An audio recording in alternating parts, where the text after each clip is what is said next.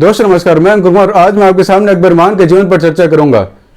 अकबर का जन्म 15 अक्टूबर 1542 वर्तमान पाकिस्तान के सिंध प्रांत में उमरकोट में राजपूताना में हुआ था।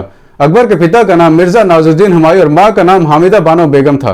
अकबर का पूरा नाम अबुल फतह जलालुद्दीन मोहम्मद अकबर था और ये सुन्नी इस्लाम धर्म के अनुयायी थे।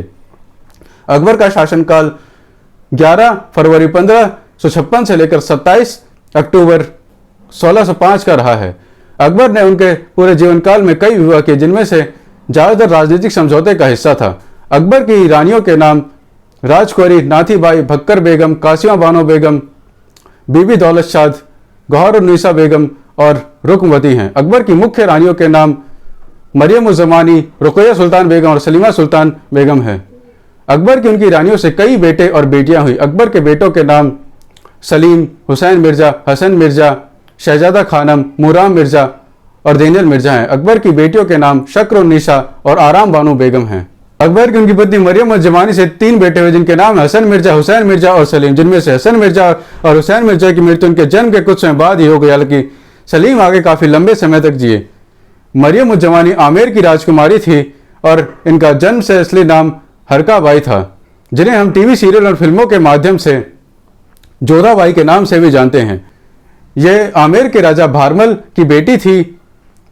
अकबर के 9 रत्नों में से एक मानसिंह की बुआ थी और मुगल साम्राज्य की सबसे लंबे समय तक सेवा करने वाली महारानी भी थी। अकबर हुमायूं के बेटे थे और हुमायूं ने 1530 से लेकर 1539 तक भारत पर शासन किया था। हालांकि इन्हें शेर शाह सूरी ने 1539 और 1540 में चौसा और कन्नौज की लड़ाइयों में हराकर भारतीय उपमहाद्वीप से बाहर कर दिया था। लेकिन हुमायूं ने 15 साल के बाद एक बार फिर से 1555 में शेर शाह सूरी के वंशज आदिल शाह सूरी को सरहिंद और मछुआरा की लड़ाइयों में हराकर दिल्ली पर फिर से अधिकार कर लिया था। लेकिन हुमायूं की 1 साल बाद 1556 में नई दिल्ली के पुराने किले के हुमायूं पुस्तकालय, जिसे शेर मंडल के नाम से भी जाना जाता है, की सीढ़ियों से गिरने के कारण 2 दिन के असफल इलाज के बाद मृत्यु हो गई। हुमायूं मुगल साम्राज्य के संस्थापक बाबर के बेटे थे और बाबर तिमरिड साम्राज्य के संस्थापक तिमुरलेम के पोते थे। इसलिए मुगल साम्राज्य को तिमरिड राजवंश का भी माना जाता है, जो बाबर के घर से थे। हुमायूं की मृत्यु के बाद अकबर मुगल साम्राज्य के एकमात्र उत्तराधिकारी थे, लेकिन इस समय मात्र 14 साल के थे और दिल्ली से दूर थे। दिल्ली पर इस समय मुगल जनरल तरडी बेग खान का नियंत्रण था, जिन्हें आदिल शाह सूरी के हिंदू गवर्नर हेमचंद्र ने 7 अक्टूबर 1556 को तुगलकाबाद की लड़ाई में हरा दिया था और दिल्ली पर अधिकार कर लिया था। लेकिन राजा हेमचंद्र, जिन्होंने दिल्ली पर जीत हासिल करने के बाद विक्रमादित्य की उपाधि प्राप्त की और राजा हेमचंद्र विक्रमादित्य कहलाए। इन्हें 1 महीने बाद ही पानीपत की दूसरी लड़ाई के दौरान 5 नवंबर 1556 को मुगल साम्राज्य के सबसे वरिष्ठ अधिकारी बैरम खान के नेतृत्व वाली मुगल सेना ने राजा हेमचंद्र को हरा दिया और इन्हें मार दिया गया। और कुछ महीने की औपचारिक बहस के बाद शहंशाह अकबर और मुगल साम्राज्य की राजधानी को दिल्ली से आगरा स्थानांतरित किया गया। अकबर के जन्म के साथ इनका पालन पोषण भी वर्तमान सिंध के अमरकोट के हिंदू राणा प्रसाद ने किया। समय के साथ अकबर का पालन पोषण काबुल में हुमायूं के भाई कामरान मिर्जा और उनकी पत्नी ने किया। अकबर जैसे जैसे बड़े होते गए, लड़ाई, घुड़सवारी, शिकार, राजनीति और तीरंदाजी में पारंगत होते गए। ये अनपढ़ ही रह गए और समय के साथ अपना नाम भी लिखना नहीं सीख पाए। अकबर का पहला विवाह उनके अंकल हिंडाल मिर्जा की बेटी रुक़ैया सुल्तान बेगम से उस समय कर दिया गया, जब ये दोनों मात्र 14 साल के थे। यह विवाह वर्तमान पंजाब के जालंधर में 1556 में किया गया। मुगल साम्राज्य का कार्यभार बैरम खान ने 1560 तक संभाला, जब तक कि जलालुद्दीन अकबर शासन करने लायक नहीं हो गए। अकबर बैरम खान को खान बाबा कहकर बुलाते थे। हालांकि बैरम खान की मृत्यु वर्तमान गुजरात के पाटन में अफगानों ने उस समय कर दी, जब बैरम खान हज के लिए मक्का जा रहे थे और इस समय मात्र 60 साल के थे। इस समय तक मुगल साम्राज्य की सीमाओं को उत्तर पूर्व में अजमेर और ग्वालियर और लाहौर और मुल्तान तक फैला दिया गया था। 1560 में अकबर ने मालवा सल्तनत पर हमला किया। अकबर ने अपनी सेना का नेतृत्व सेनापति आदम खान, कमांडर पीर मोहम्मद खान और अब्दुल्ला खान उज़्बेक जैसे सेना अधिकारियों के हाथों में सौंप दिया।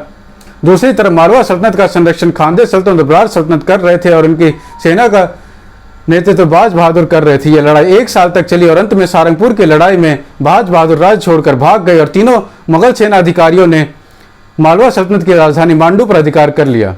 पीर मोहम्मद खान मुगल जनरल पीर मोहम्मद खान ने बाज बहादुर का पीछा किया, लेकिन खानदेश सल्तनत और बराज सल्तनत के संयुक्त सेना से वो हार गया और मार डाला गया। जिसके बाद कुछ समय के लिए बाज बहादुर ने एक बार फिर से मालवा पर नियंत्रण हासिल कर लिया, लेकिन अकबर ने तुरंत 1562 में ही मालवा पर हमला किया और निर्णायक रूप से जीत हासिल की। जिसके बाद बाज बहादुर एक बार फिर से राज्य छोड़कर भाग गया।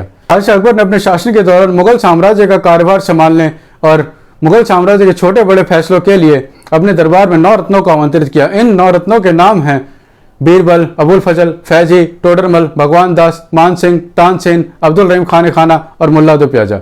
इन नवरत्नों में अकबर ने बीरबल को प्रशासक एडमिनिस्ट्रेटर, अबुल फजल को राजनेता विद्वान, फैजी को राजनेता और विद्वान, टोडरमल को वित्त मंत्री दीवान अशरफ फाइनेंस मिनिस्टर, भगवान दास को मनसबदार, मान सिंह को मनसबदार, तानसेन को संगीतकार और अब्दुल रहीम खान खाना को राजनेता और हिंदी कवि नियुक्त किया।